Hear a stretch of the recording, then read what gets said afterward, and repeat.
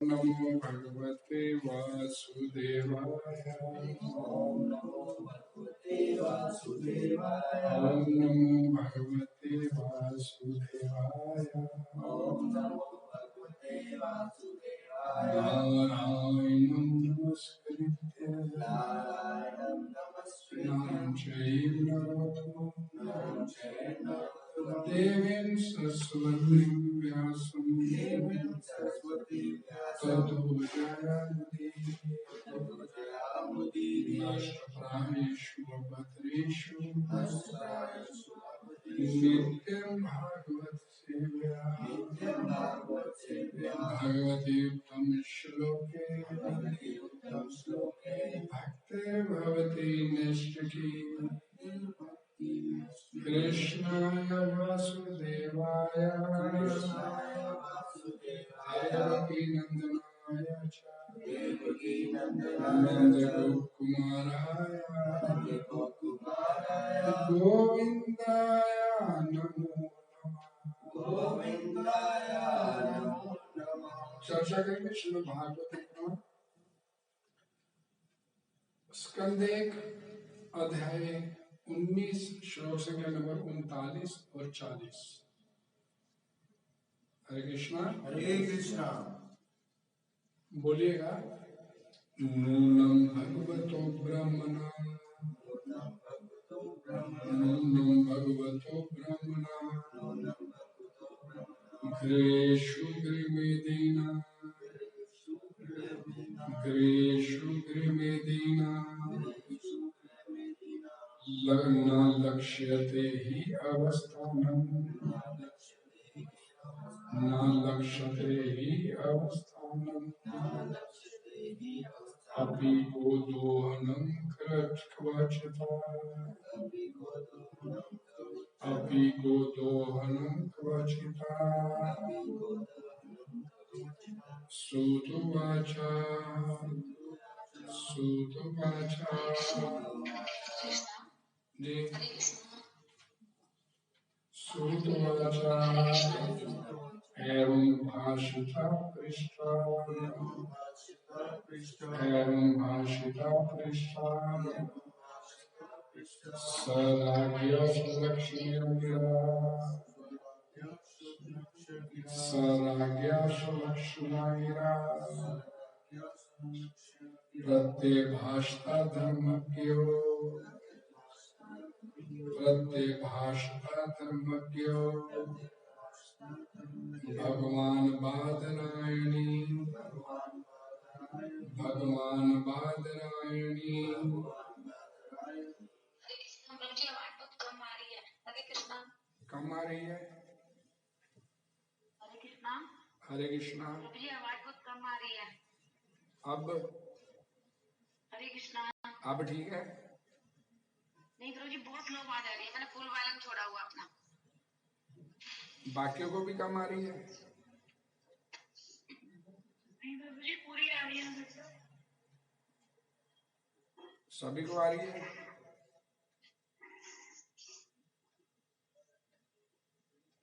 हरे कृष्णा। आवाज ठीक आ रही है। हरे कृष्णा। हरे कृष्णा।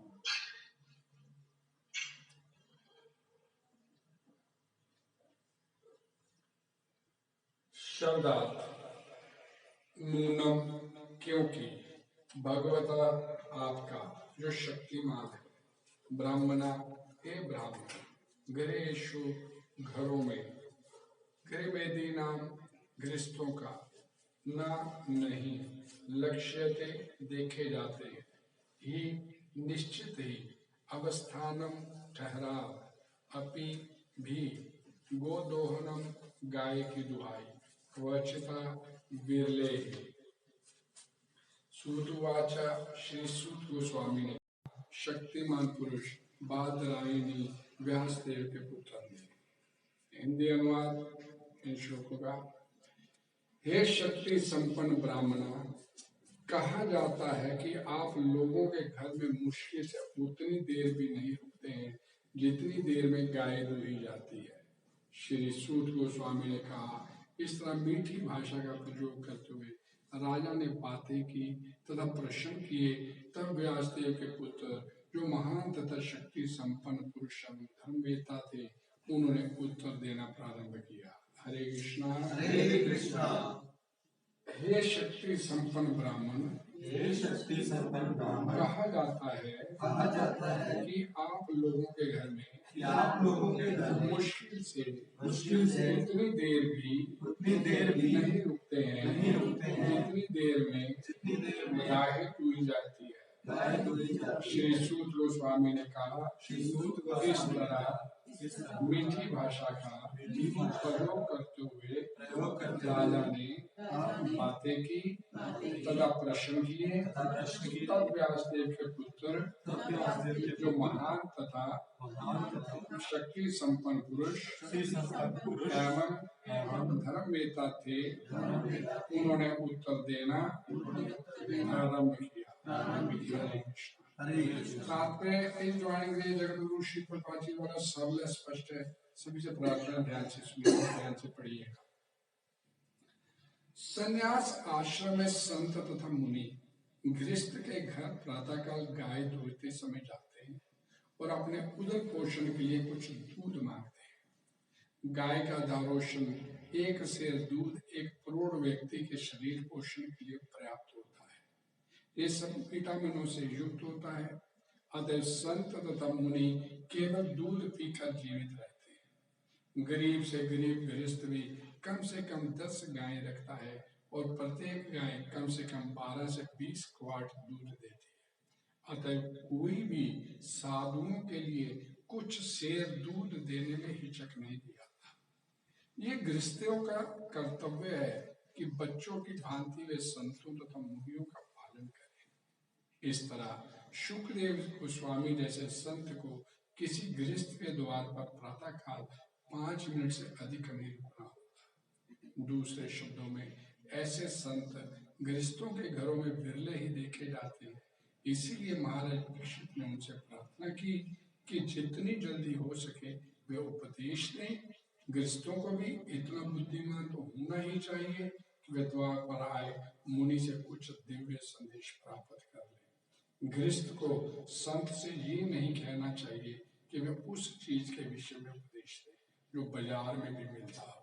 संतों तथा गृहस्थों में पारस्परिक आदान प्रदान का ऐसा संबंध होना चाहिए। हरे कृष्णा। हरे कृष्णा। ओम ज्ञानतिमिरन्धस्य ज्ञानाञ्जनशलाकया चक्षुर्मिलितं येन तस्मै श्रीगुरवे नमः।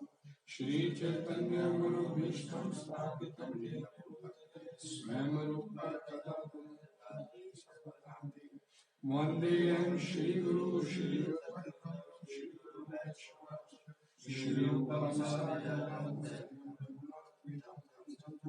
साद्वैतं सावधूतं परिजनं सहितं श्री राधा कृष्ण नमो विष्णुपदाय कृष्णपृष्ठाय भूतले श्रीमते भक्तिवेदांत स्वामिनिति नामिने।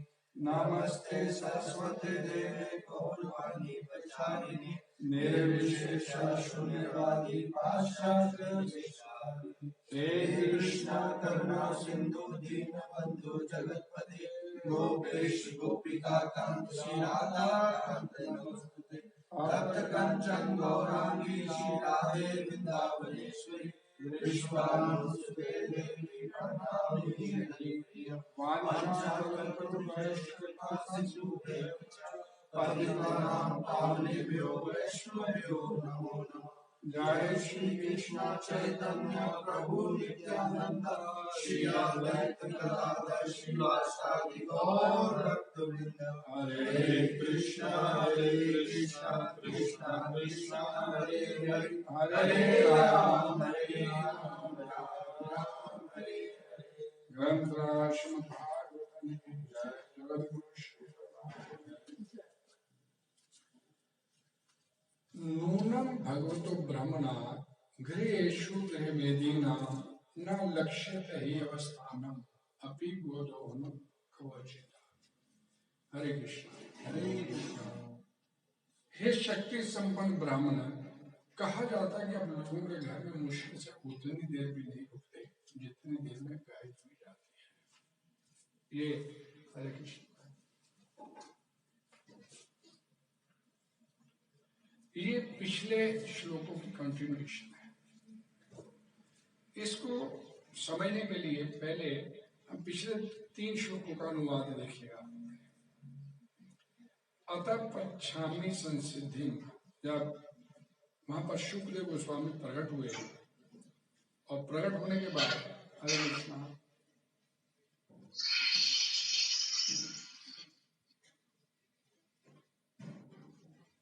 शुक्लदेव गोस्वामी जब प्रकट हुए तो प्रकट होने के बाद महाराज परीक्षित ने भी उनसे वही सवाल किया जो पहले वो कर चुके थे सवाल। और हरे कृष्णा,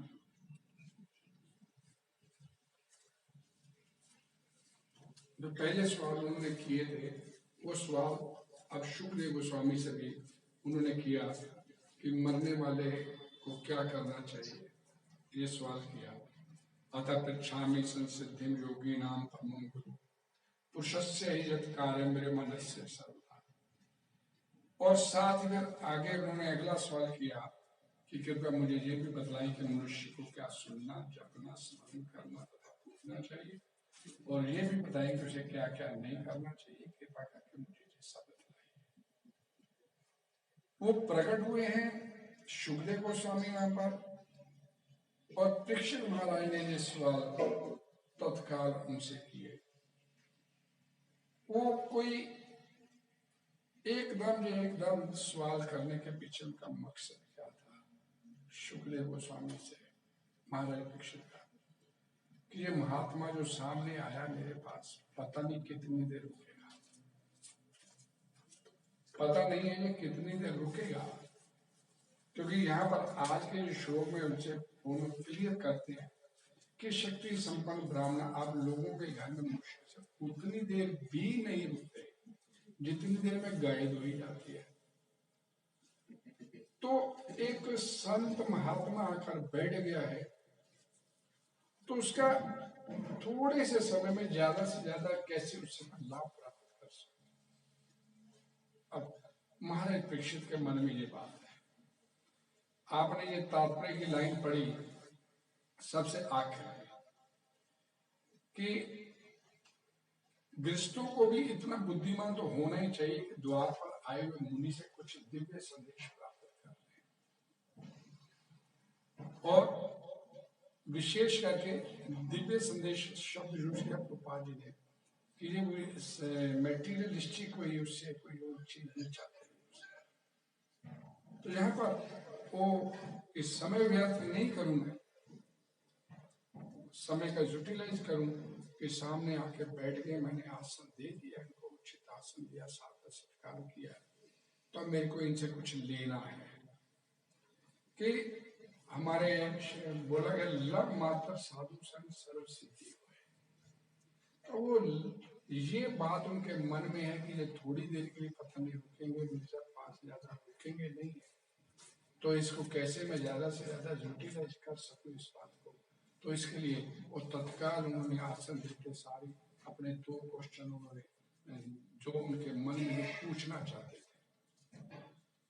और जब कोई सामने आध्यात्मिक दृष्टि से संपन्न व्यक्ति आकर बैठ जाता है तो उससे हम फिर अपने आप को आध्यात्मिकता में उन्नत करने के लिए ऐसा कोई सवाल करना चाहिए। एक प्रभुपाद जी लिखे ना कि पहले तो इधर चलो मत, आध्यात्मिकता इधर, अगर चले हो तो ढंग से चलने का प्रयास करो, ना अपना टाइम वेस्ट करो, ना गुरु का, संत का, महात्मा का उसका टाइम वेस्ट करो। और चले हो तो ढंग से, तो आपको पता होना चाहिए कि सामने वाले व्यक्ति जो आध्यात्मिकता में उन्नत है उससे क्या सवाल मेरे को पूछना है। तो ये बात महाराज परीक्षित के लिए तो कोई वो नहीं थे, वो भगवत भक्त थे और उनको मालूम भी था कि क्या पूछना चाहिए।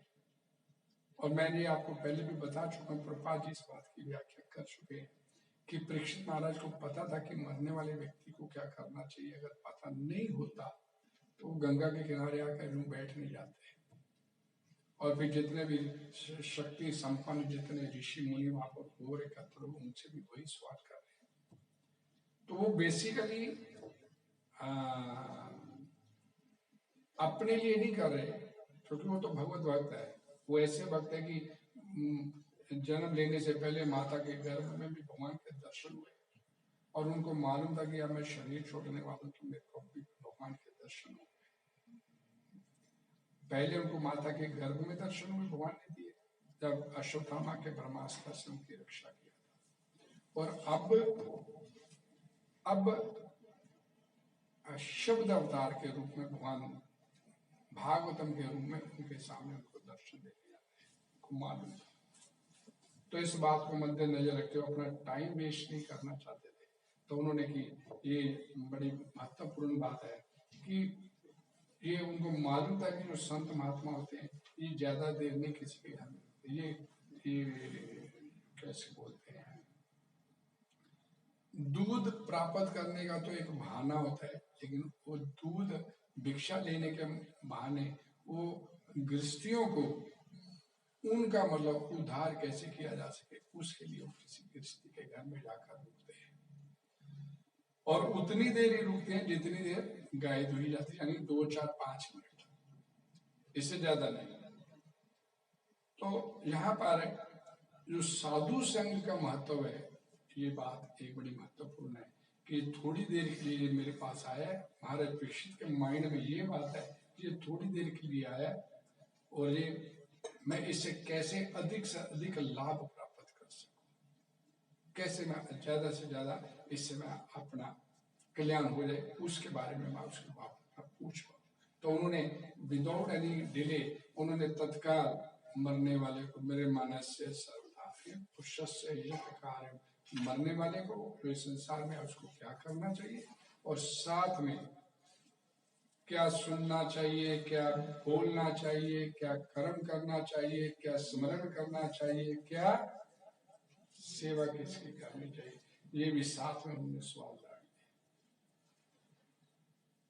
हम पढ़ते हैं श्रील प्रभा लीलामृत में,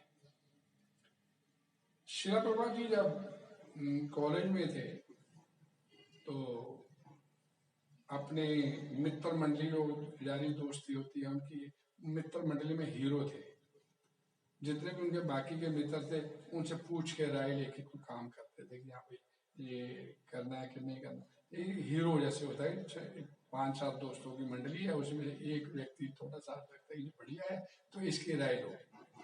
तो प्रभा जी की राय लिया करते थे अभय चरण। तो एक दिन उनके मित्र नरेन के घर में भक्ति सिद्धांत सरस्वती ठाकुर गोस्वामी महाराज ने आना था। तो प्रभा जी को बोले, नरेन उनका मित्र, अबे भाई आज मेरे घर में कोई संत महात्मा आ रहे, मेरे घर वालों ने बोला कि टाइम पे घर वापस आ जा, तो मेरी इच्छा तू भी चल। मैं तो बचपन से ये संत महात्माओं को देखता हूँ, मेरे घर में तो जमावड़ा रहता ही रहता है इन संत महात्माओं का। मैं बचपन से देख रहा हूँ, मेरे पिताजी रोज किसी न किसी संत महात्मा अपने घर में लेके आते हैं, तो मैं रोज देखता हूँ। तो ये मेरा कोई इंटरेस्ट नहीं है इसमें। अरे भाई तू चल, मेरे को घर वालों ने जोर डाला हुआ है, तू चल मेरे साथ। नहीं, ज्यादा देर नहीं रुकेंगे, हाजिरी लगाएंगे। माँ बाप ने बोला है कि भाई घर पे आ जाइयो, संत महात्मा आ रहे हैं घर में, तो इसलिए तू घर पे आ जाइयो, तो भाई तू मेरे साथ ही चल। मैंने सुना कि ऐसा वैसा संत नहीं है, ये सब ऐसे वैसे ही है। अभय चंद बोले सब ऐसे, मैं बचपन से देखता चला। तो भाई मेरे कहने पे तू 2 बार उन्होंने मनुहार किया अभय का, तो अभय चल ठीक है चलते हैं। और जब वहां पर पहुंच गए,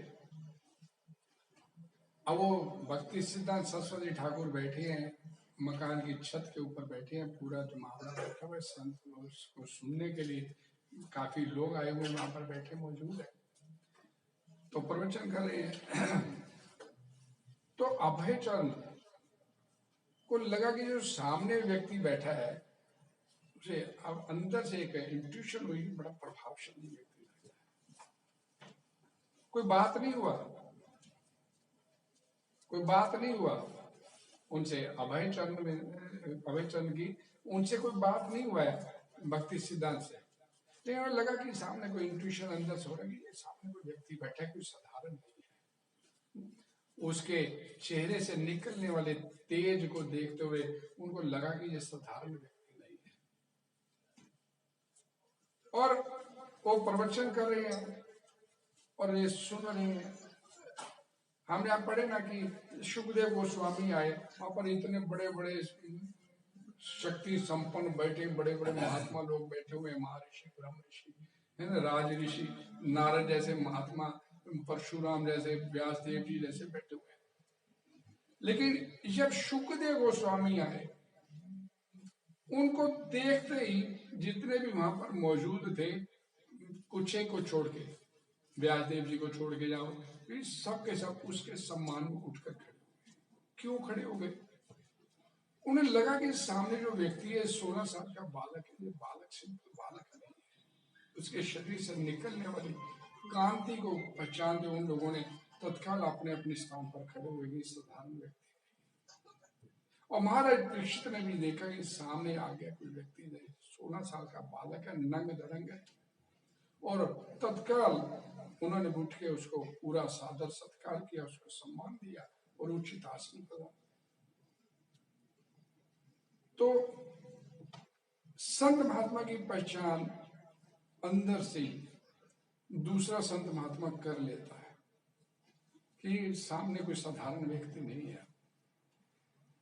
तो अब देखो, अंदर से इंट्यूशन हुआ उसे, अभय चरण को, कि भक्ति सिद्धांत सरस्वती बैठे हैं। और फिर एकाएक विदाउट कोई आपस में इंटरेक्शन हुए तो भक्ति सिद्धांत सरस्वती ठाकुर अभय चरण को बोले, तुम नौजवानों को चाहिए कि धर्म का प्रचार, भगवत गीता का प्रचार किया जाना चाहिए। पढ़े लिखे हो, विदेशों में जाके आपको चाहिए इसका प्रचार करना चाहिए। बड़ा मतलब कि सीधी बात, और वो भी दूर खड़े हैं, पीछे खड़े हैं, वो खड़े हैं, बैठे नहीं है। इस पूरा के एक डिसाइपल द्वारा दिया गया, तो खड़े हैं और सीधी उन्हीं से बात हो रही है। भक्ति सिद्धांत सरस्वती ठाकुर की अभय चरण से बात हो रही है। वो एकदम सख्त आ गए, क्या हो गया, मेरे से बात कर रहे हैं। अब वो तो गांधीवादी विचारधारा से प्रभावित है प्रभा जी अपने, और वो तो देश को आजाद कराने के लिए गांधी के पीछे चले थे, उसके अनुयायी थे गांधी के, महात्मा गांधी के। और जब उनसे सीधी ऐसा वार्तालाप शुरू किया भक्ति सिद्धांत सरस्वती ठाकुर ने सामने, तो तत्काल प्रभा जी अपने को, क्योंकि मित्र मंडली, सारी मित्र मंडली के साथ है, कुछ तो बोलना है, कुछ बता, कौन सुनेगा इस हमारी प्रचार की बात को। भारत तो गुलाम देश के लोग क्या प्रचार करेंगे अपने। तो तत्काल अगला फिर उनके आ गए, कैसी भी परिस्थिति हो, भक्ति तो हर हालत में संपन्न की जानी चाहिए। भक्ति किन्हीं परिस्थितियों की मोहताज नहीं है कि आज स्थिति ठीक नहीं है तो भक्ति, आज हमारी ऐसी स्थिति होती नहीं, आज बुखार है प्रभु जी, आज वक्त माला नहीं कर पाए, नहीं, आज थोड़ा बहुत जरूरी काम कहीं जाना पड़ गया, तो भाई इससे जरूरी आपको काम और क्या है? भक्ति सबसे सर्वोपरि काम। सड़ मर रहे हैं हम, निकलने का साधन बताया जाए। तो तत्काल भाई ये तो भक्ति किसी भी परिस्थितियों की मोहताज नहीं। एक साधु बोल रहा है, और जो ल मात्र साधु संग वाली बात है, यहाँ पर आकर एकदम स्टिक आकर बैठती है। भक्ति किसी परिस्थिति की मोहताज नहीं। जब ये बोला तो अब आगे वो निरुत्तर हो गए, आगे क्या मैं बोलूं। उन्हें लगा कि ये सामने जो व्यक्ति बैठा हुआ है, इसने मेरे को पराजित कर दिया है। जब वर्ड है वहां पर कि मेरे को इसने पराजित, यानी कि वो अपने आप को कुछ समझते थे अपेक्षा कि मैं भी कुछ हूं, लेकिन ये सामने वाले इस साधु ने मेरे को पराजित कर दिया। मेरे पास कोई, मैं निरुत्तर हो गया, मेरे पास कोई उत्तर नहीं है इसको आगे देने के लिए, बोलने के लिए मेरे पास। मुलाकात इतनी देर की हुई, लेकिन वो जो छाप अंदर एक बैठ गई। उन्हें लगा कि कोई व्यक्ति अगर इस व्यक्ति ने मेरे को पराजित किया है तो ये साधारण नहीं है, ये मेरे को कमांड करने के लायक है, ये व्यक्ति मेरा गुरु बनने के लायक है। गुरु बनाया नहीं उसे, गुरु बनाने में भी 11 साल लगा दिए श्रील प्रभुपाद ने उस व्यक्ति को, लेकिन अंदर ये चलता रहा कि कैसे इंटरेक्शन हुआ मेरा उसके साथ।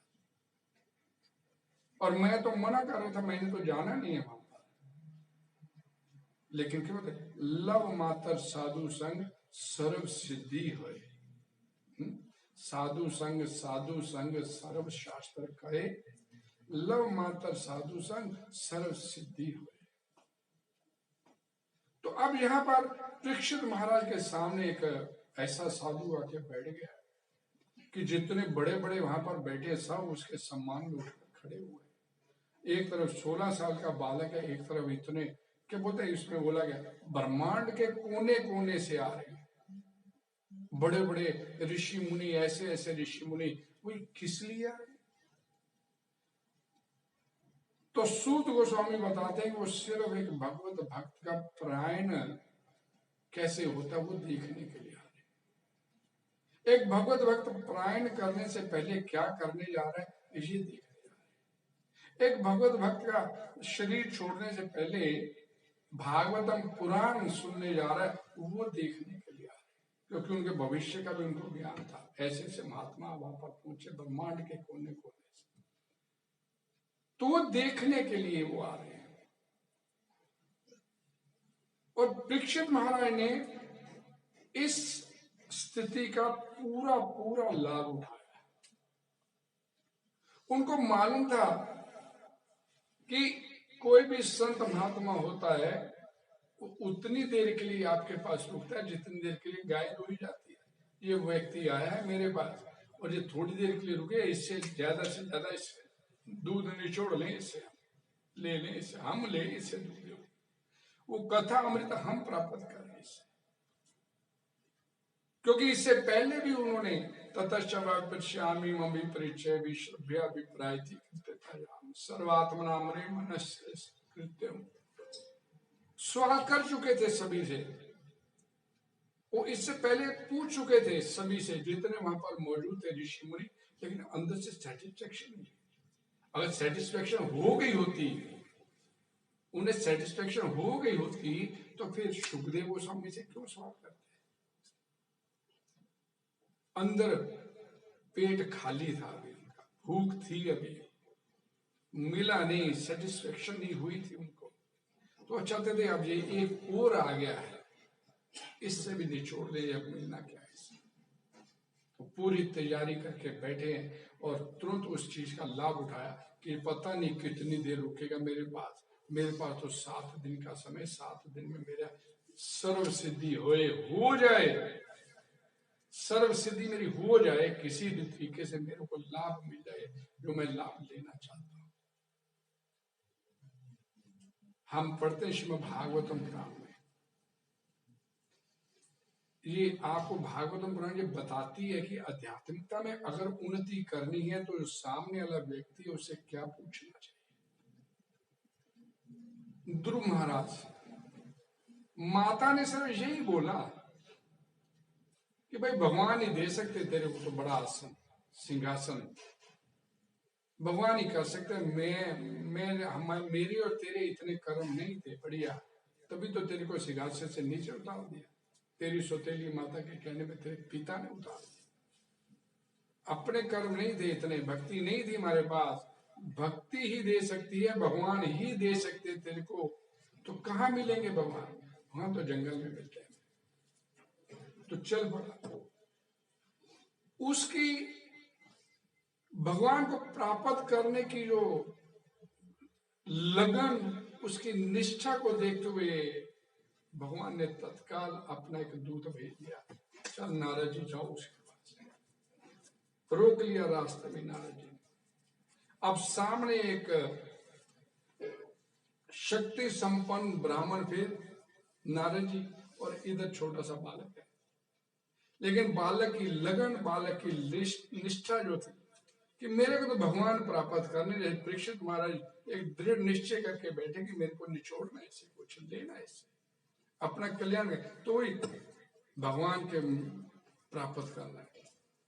बालक है, छोटा है, जंगल में शेर है, चीते हैं, खा जाएंगे तेरे को, टाइम नहीं वेस्ट करो अपना। ध्रुव महाराज नारद जी को बोलते, नहीं बताना चाहते तो अपना रास्ता नापो, मैं अपने आप ढूंढ लूंगा भगवान। सीधी बात कि टाइम अपना खोटी नहीं करो, ना मेरा खोटी करो ना अपना करो, मैं तो निकला हूं भगवान को प्राप्त करने के लिए। तो ये बता सकते हो तो बता दो, नहीं बता सकते तो चलो मेरे को रास्ता दो आगे जाने का, मैं अपने आप ढूंढ लूंगा। ये उसका भाव देखते हुए नारद मुनि ने तत्काल उसको बिठा दिया, मैं बताता हूं तेरे को रास्ता। अंदर निष्ठा है, भगवत प्राप्ति की लगन है, उत्साह है, भगवान भी अपने आप को अपने सामने प्रकट करने रोक नहीं सकते। अंदर वो उत्साह, वो लगन हम लोगों में नहीं होती, जो हम ये भागवतों में ये पात्रों का देखते हैं। और फिर रास्ता बता दिया, भाई ये रास्ता है। हम पढ़ते ना श्रीमद् भागवतम पुराण में हिरण्यकशिपु की कथा, हिरण्याक्ष मर गया तो हिरण्यकशिपु अपने परिवार वालों को दे रहे, संतावना दे रहे, तो एक कथा सुनाता है राजा सुजज्ञ की। राजा सुजज्ञ की जब कथा सुनाते हैं हिरण्यकशिपु अपने माता को, अपने भतीजों को, अपने बच्चों को कथा सुनाते हैं, तो वो राजा सुजज्ञ मर गया, युद्ध भूमि में कटा फटा उसका शीर पड़ा हुआ है, रानी आके उसका विलाप कर रही है, मर गए मर गए हम, मर गए हम, हमारे को अनाथ कर गए, रोना विलाप करना शुरू हो रहा है। तो रोने विलाप की आवाज जो गूंजा यमराज तक पहुंचे। सूर्य अस्त हो गया, शव का संस्कार नहीं किया गया। तो उस समय यमराज खुद एक बालक का रूप लेकर वहां पर पहुंचे। सुजज्ञ की रानियां जहां पर विलाप कर रही थी, तो वो एक बात बोलते हैं रानियों से, बालक यमराज जो बालक का रूप लेकर आए कि हम बालक है छोटे से, जिसका समय आया उसने जाना है, हम देखो जंगल में रहे। वो बालक बोलता है अपना रानियों, हम जंगल में रहे, इतने भयानक हिंसक जानवर थे वहां पर, लेकिन हमारा बाल भी बांका नहीं हुआ। इतने भयानक जंगलों में मैं निकला हूं, आया हूं होते हुए, और लेकिन इतने बड़े बड़े हिंसक जानवर थे, लेकिन उन्होंने मेरा कुछ नहीं किया, क्योंकि भगवान ने रक्षा करनी है तो आपका कोई कुछ भी कर नहीं। तो ध्रुव महाराज को कहा कि आगे हिंसक जानवर है, भयानक पशु हैं, तू भाई जाएगा काट पाट कर? नहीं भाई, मेरे को भगवान के, तो भगवान से मिलने के लिए कोई जा रहा है तो भगवान उसको कैसे किसी जानवरों के हवाले कर देंगे? क्योंकि इसके अंदर लगन है, उत्साह है, मेरे को तो भगवत प्राप्ति करनी है। कितने कितने एग्जाम्पल आते हैं इसमें, श्रीमद् भागवतम पुराण में भरी पड़ी है कि एक बार पूरा उत्साह बन गया कि मेरे को तो भगवान की प्राप्ति करनी है, तो फिर भगवान अपने आप को कहां रोक पाते हैं? जो माम पश्यति सर्वत्र सर्वमयि च पश्यति तस्य न पन्नश्यामि स च मैं न पन्नश्यामि। जो सब जगह मेरे को देखता है, उसे और कुछ दिखता ही नहीं भगवान के अलावा। हमें तो दिखते जी असित प्रभु बैठे, ये राकेश प्रभु बैठे, ये माता जी बैठे, लेकिन वो भक्त होता है ये भी भगवान का अंश है, ये भी भगवान का अंश है, इसे नाम नहीं दिखते। हम लोग संसारिकता में इतना उलझ गए, अपने आप को भगवान से दूर करते चले गए। और ये एकदम ये हम लोगों को, जो हम लोग इतनी संसारिकता में उलझे बैठे हुए हैं, इस संसार में उलझे हुए हैं, एकदम हम लोगों के लिए ये बताने के लिए भाई उलझे हुए हो, निकलना है आप लोगों ने, उसके लिए परीक्षित महाराज ये प्रयास कर रहे हैं। उनको अपनी कोई चिंता नहीं है कि मैं कोई तक्षक सांप डसेगा। वो प्रभा जी लिखते ना कि वो चाहते तो श्रृंगी मुनि द्वारा दिए शाप को निरस्त कर सकते थे, उनके पास तोड़ था, भक्ति का तोड़ था उनके पास, वो चाहते तो इसे निरस्त कर सकते थे, लेकिन उन्होंने स्वीकार किया। भगवान ने जैसी परिस्थिति सामने ला दी है, भगवद गीता में यदृच्छया आप संतुष्ट हो, जो अपने आप आपके जीवन में घटित होता चला जा रहा है उसके अनुसार वो अपना जीवन चलाता है। दुख आया तो उसे गले लगा लिया, सुख आया तो गले लगा लिया, जैसी परिस्थिति भगवान भेजते चले जा रहे हैं। वो आपके वेल विशर है भगवान। अगर दुख आया तो भाई मेरा कोई ऐसा कर्म होगा जो कटवा देगा भगवान, शुक्र है भगवान का, शुक्र है, ऐसा कोई घना पाप कर्म नहीं। तो ये भक्त की मनोदशा मृत्यु के समय कैसी होनी चाहिए, ये परीक्षित महाराज यहां पर बता रहे हैं। मरते समय मेरी जो भगवान का नाम मेरी जीवा से निकल आए, मेरी मति रति वृत्ति भगवान के साथ जुड़ जाए, ऐसे अंदर आपके इच्छा है तो सारी व्यवस्था भगवान करवा देते हैं। आपको कुछ नहीं करना, आपके अंदर ये जज्बा होना चाहिए मेरे को तो भगवान की तरफ चलना है, कोई भी कैसी भी परिस्थिति आ जाए, अपना भक्ति नहीं मेरे को छोड़नी है। परीक्षित महाराज बैठ गए हैं कि मेरे को आध्यात्मिकता में आगे चलना है, तो सारी व्यवस्था कौन कर रहा है? कौन कर रहे हैं सारी व्यवस्था? भगवान कर रहे हैं। साथ एक स्टेज तैयार करवा दिया भगवान ने। क्यों करवाया? क्योंकि परीक्षित महाराज की इच्छा थी उधर चलने की। हम भक्ति करेंगे, जब करनी है कोई ना कोई रुकावट आ जाती है, कभी कोई रुकावट आ गई, कभी कोई रुकावट। और शिला प्रभुपाद से जुड़ते हैं तो हमारे को सबसे पहला लेसन ये आता है कि भक्ति किसी परिस्थिति की मोहताज नहीं है कि आज परिस्थितियां ठीक नहीं तो भक्ति नहीं आज दिन हो रात हो, सुख हो दुख हो, अनुकूलता हो प्रतिकूलता हो, संयोग हो वियोग, कैसी भी परिस्थिति आपके जीवन में आ गई, भजन आपका नहीं छूटना चाहिए। ये सबसे पहला लेसन है हम लोगों के लिए, जो शिला प्रभुपाद जी ने अपने ये भक्ति सिद्धांत सरस्वती ठाकुर की मुलाकात के दौरान हम लोगों को सिखा। ऐसे थोड़े कि एक व्यक्ति सीधा एक ही व्यक्ति को टारगेट करके बोल रहा है, क्यों वो व्यक्ति वहां पर अपने बैठा आसन पे और इतनी दूर खड़े अभय चलो उसको टारगेट करके बोला, तुम क्यों नहीं करते प्रचार? तुम लोगों को प्रचार करना चाहिए, पढ़े लिखे इंग्लिश भाषी।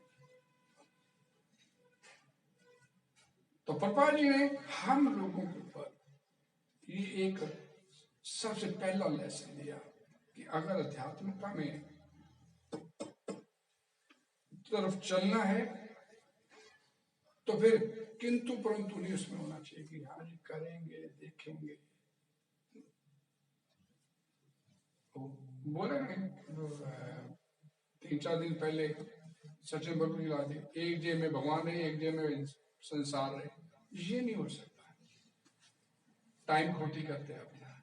धर्म सब अनुष्ठिता पुंसाम विषक सेन कथा सूजा युन्नाय उत्पाद यदि रति न उत्पाद यदि रति श्रम ही भी केवलम। खामखा की मेहनत कर रहे हो, अगर आपके मन में भगवान के प्रति प्रेम, भगवान के प्रति रति, भगवान के प्रति अनुराग ये उत्पन्न नहीं होता, आप जो भी आप भक्ति साधना करते हो तो भी काम कुछ उससे प्राप्त होने वाला नहीं। परीक्षित महाराज के अंदर इच्छा थी, जज्बा था, उत्साह था, भगवान के प्रति निष्ठा थी उनकी, तो तत्काल भगवान ने भेज दिया और क्या बोला, प्रश्न किए। तब व्यास देव के पुत्र जो महान तथा शक्ति संपन्न पुरुष एवं धर्मवेता थे, जिनको पूर्ण ज्ञान था धर्म के बारे में, भगवान के बारे में जिनको पूर्ण ज्ञान था, उन्होंने उत्तर देना प्रारंभ किया। एक व्यक्ति के अंदर भाव था, चलने की इच्छा थी, तो उसका तत्काल कितने लोगों ने लाभ उठाया। भगवान ने एक तीर से अनेक शिकार किए। जितने वहां पर बैठे बड़े बड़े ऋषि मुनि आकर बैठ गए थे, नहीं क्या, जिनको भूतकाल वर्तमान भविष्य का भी ज्ञान था, वो लोग बैठे हुए थे। पता था कि अब यहाँ पर भागवतम की कथा का उदय होना है। वो लोगों को मालूम था। इतना ज्ञान होने के बाद भी इसी ब्रह्मांड में फंसे हुए थे वो लोग। उनको भी निकालना था भगवान ने, उनको भी लाके बिठा दिया भगवान ने, आ जाओ भैया, सबका कल्याण किया जाएगा, भागवतम होगी।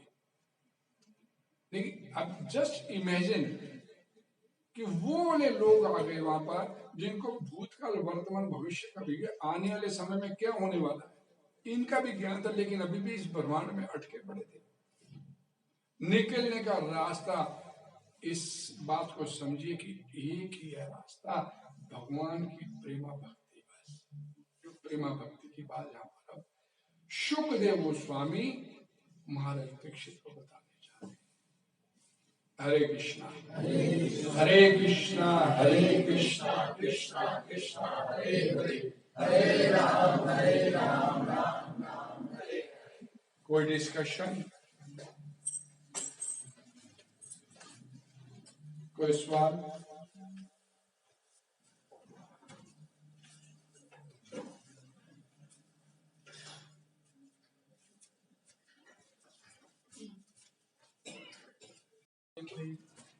करता तो उसको एक साइकिल पे जाना दिल्ली आपने, और एक बाइयर जाना है। नाम क्या बोलते, अग्नि में हाथ जानबूझ के डाल दो या अनजाने में डल जाए, वो अपना काम करेगी। नाम मन से लो या बेमन से लो। हम क्यों ये चाहते हैं कि साइकिल में चले, कभी 4-6 जन्म बाद कल्याण हो हमारा, फिर आश्रम और साइकिल पंचर हो गया, अगले जन्म में पता नहीं कौन सी परिस्थिति आ गया। क्यों जन्मों का इंतजार करें, तुरंत क्यों नहीं फ्लाइट लेने का प्रयास करें? अब भी कभी फ्लाइट लो भाई। एक सिंपल सी बात बताओ, कितने बैठे हैं हम सुखी, बताइए। त्रय ताप उन्मूलनम, तीनों प्रकार के ताप, आदि दैविक अभी नहीं है, ठंड तो है ही है ना, ठंड तो लगती है, प्रकृति दे रही ना कष्ट। आदि दैहिक, देह में रोग चल रहे, कुछ और खाए ना खाए, आप प्रसाद भले खाओ ना खाओ, होली तो खा ही लेंगे। और आदि भौतिक, किसी ने कुछ कह दिया तो बता उम्र उस बात को अपने दिमाग में लेके सारी जिंदगी निकाले, इसकी हिम्मत कैसे? और भागवतम प्रेमा भक्ति त्रिताप उन्मूलनम, तव कथामृतम तप्त जीवनम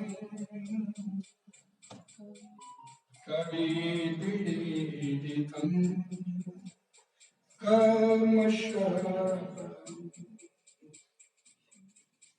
शरणं मंगलम् श्रीमदाततं भुवि गृह्णन्ति ये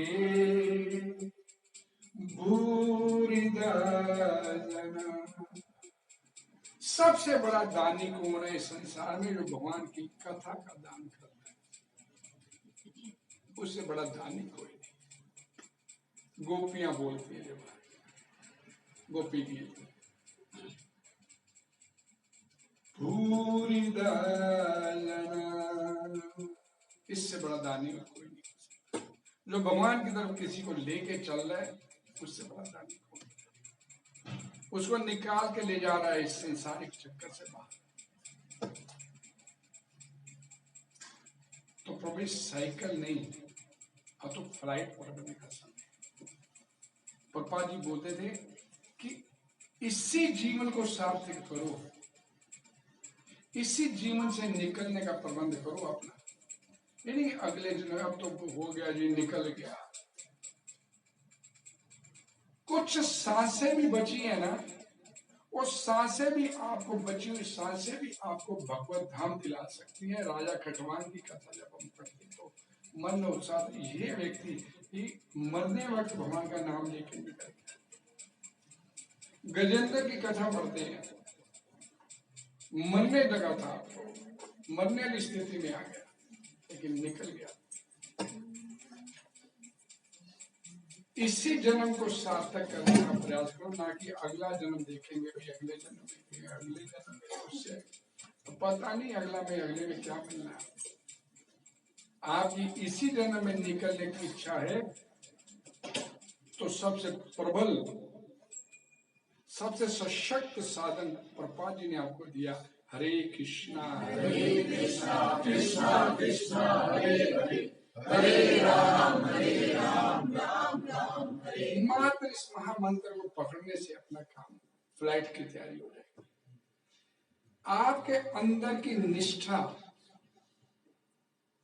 आपके अंदर का उत्साह, आपके अंदर की लगन डिसाइड करेगी कि आप निकलना चाहते हैं। दुनिया को दिखाने के लिए सब कर रहे हैं, भजन करना जी, कीर्तन करना जी, कथा करनी है, वो तो दुनिया कर रही है। उसको पता चलना चाहिए कर रहे, तू कर रहा है कि नहीं कर रहा।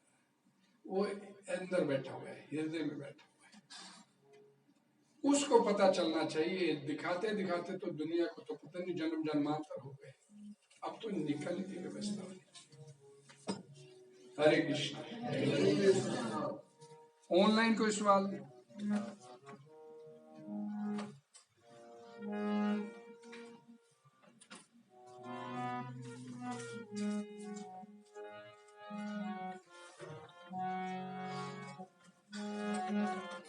श्री गुरुनाथ की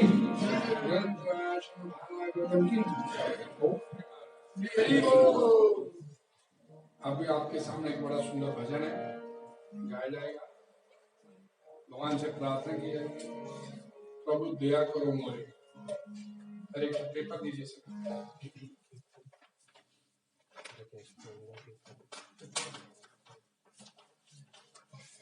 आयो पहले स्टेज में